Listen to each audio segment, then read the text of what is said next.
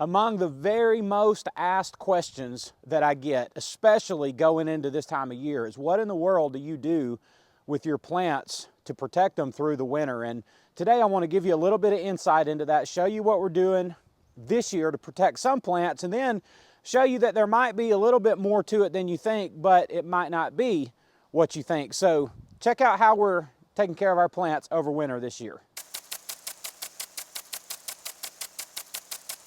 Now, one of the projects in propagation this summer that I had a higher success rate with than normal, some plants that I really want to be successful with going through the winter, is these oak leaf hydrangeas here. Now, I've always, or at least for several years, have had minimal success propagating these, maybe 30–40% at best.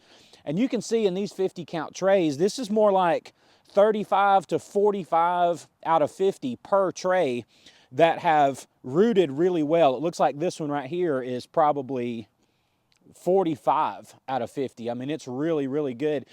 So I want to try to take a little bit of extra precaution this year in overwintering these and being a little bit more careful with them. When I said there's more to overwintering than you think, here's what I mean when I say that. There's actually less to overwintering than you think.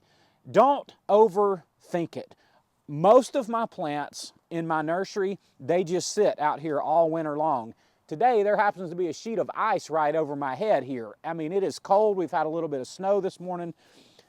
And I want to take extra care of these as the temperatures tonight are going down into the lower 20s, and then I'm going to keep them covered through the rest of this winter.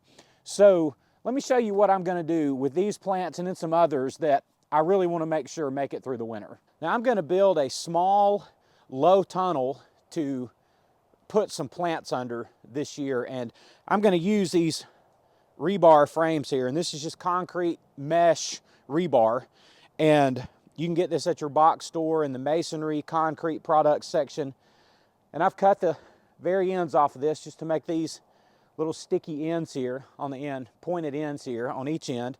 And all I do is I use my ground cloth, and I use the ground cloth lines, the 1 foot lines here that are on the ground cloth, and I make this 4 feet wide by the lines on the ground cloth. So just kind of to just show you what I do. And look, there's nothing exact about this. A lot of people get hung up on a lot of details, and there's so many details that just don't matter. So you straighten those out a little bit there.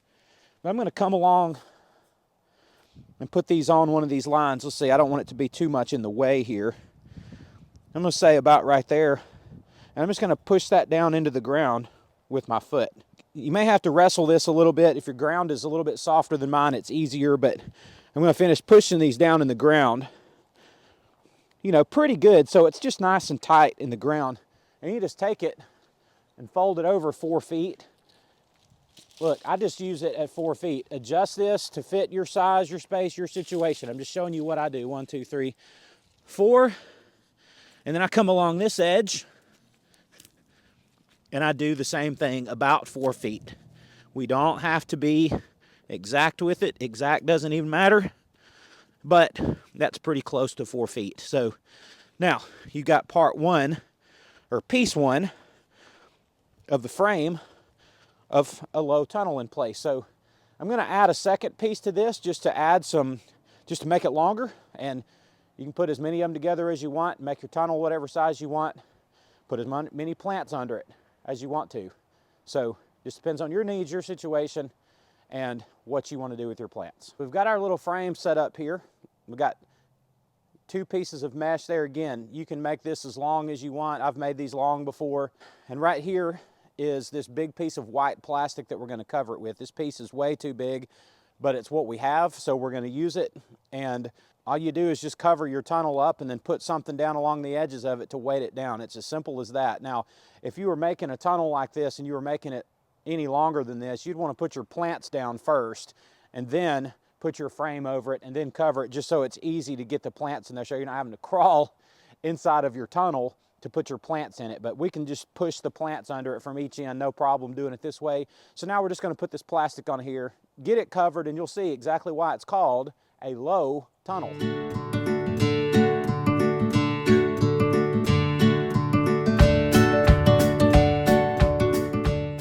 So we got got the tunnel set up with the ends open so we can push some plants into it. So I'm gonna grab some plants and we'll get some going. We're gonna try to make our oak leaf hydrangeas live. So these are my oak leaves, and I will just gently push them in here. That's about halfway.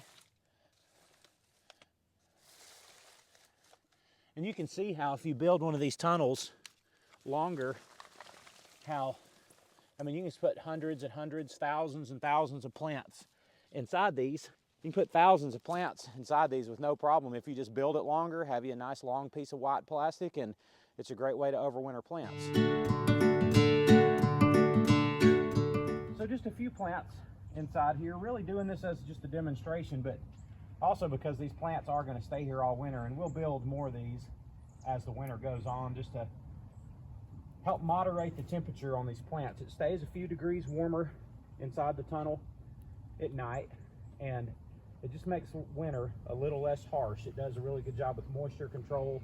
These won't need to be watered all winter, and I'll just check on them periodically and see how they're doing. But you just cover these plants up and then you just leave them.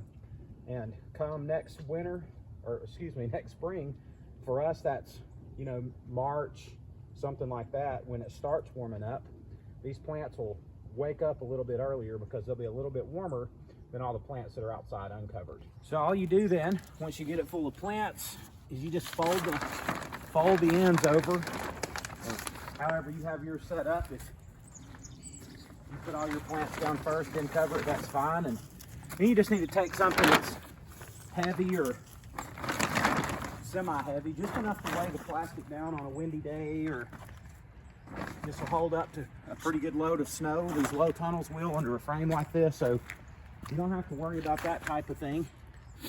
So these do a really good job. We'll just take something and lay down here to cover up this end. We'll do the same thing on the back end, and it just kind of seals up pretty nice and tight, and put them away for a long winter sleep for the plants. So we had one period of cold weather 3 or 4 weeks ago, and now going into another one. We will be solidly dormant out here for the winter in a day or 2 or 3 days. It's going to get in the lower 20s tonight, and part of what we've been waiting on in our nursery is to get some cold weather, because that brings around a new set of projects for us to do that you really have to wait on dormancy for. So our next couple videos will be some new content, really good stuff. I have a green giant arborvitae propagation experiment that I've been working on the whole year that I can't wait to see and show the results of that. And we're going to be selling dappled willow cuttings soon. So if you're interested in the dappled willow cuttings, we'll be doing a video on that probably in 1 to 2 weeks, just kind of depending on the weather and Thanksgiving and things like that. But anyway, I hope this demonstration of the low tunnel and how you can overwinter some of your plants. Most of my plants just sit out in the weather all winter. Some things we do put in a low tunnel. So I hope this helps you out some today. I love y'all, appreciate you watching, and I look forward to seeing y'all on the next one.